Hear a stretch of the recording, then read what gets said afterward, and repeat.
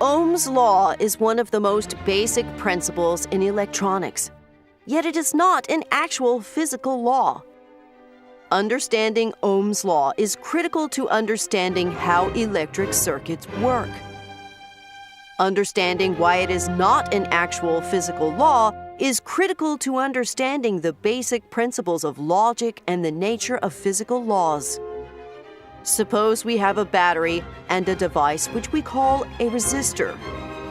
The battery will create a voltage, causing charged particles to flow around the loop. On the other hand, the resistor tries to prevent the charged particles from flowing. The number of charged particles that pass by each second is what we refer to as the current. There are 3 ways to increase the current. The first way to increase the current is to use more batteries to create a larger voltage.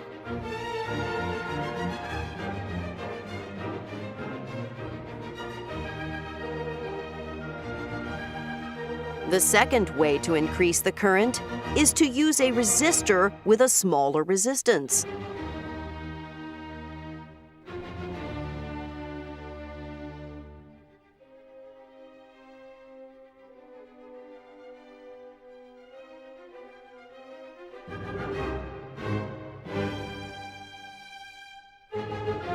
The third way to increase the current is to use several resistors in parallel.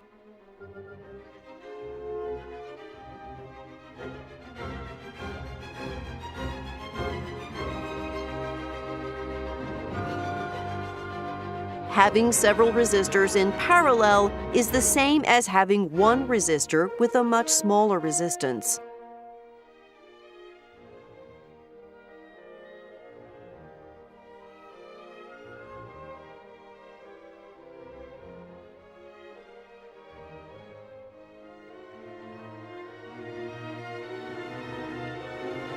On the other hand, having several resistors in series is the same thing as having one resistor with a much larger resistance.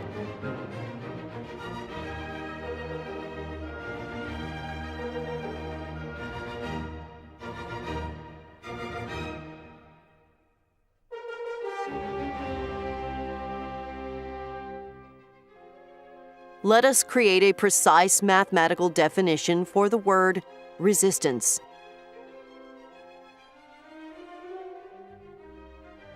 Suppose we take the voltage across the resistor and divide it by the current passing through it.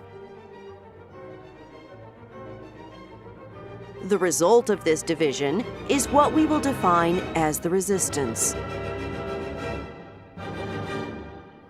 This is what we refer to as Ohm's law. However, this is not really a physical law, but simply the arbitrary definition that we created for the word resistance. Physical laws tell us how the universe works.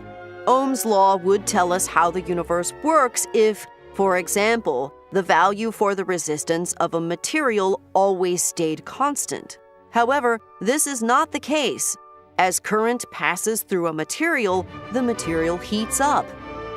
As a material's temperature changes, its resistance also changes. With most resistors, this effect is relatively small. In the case of some resistors, this effect can be very large. If this effect is large, we can use it to our advantage by using the resistor as a temperature sensor. By placing a voltage with a known value across the resistor and measuring the current that passes through it, we can calculate the resistance of the resistor. This would give us information about the resistor's temperature, and therefore also give us information about the temperature of the material that the resistor is in contact with. Temperature is just one of the many factors that can cause the resistance of a material to change. However, when we say that the resistance changes, all this means is that if we take the voltage across a resistor and divide it by the current passing through the resistor, we will not necessarily always get the same number. The fact that the number that we get at any given time is always equal to the resistance of the material is simply due to the fact that this is how we defined the word resistance in the first place. There are many examples in logic where a statement is always true simply because of the way in which we created our definitions for the words. And the statement doesn't actually tell us anything about the external world around us.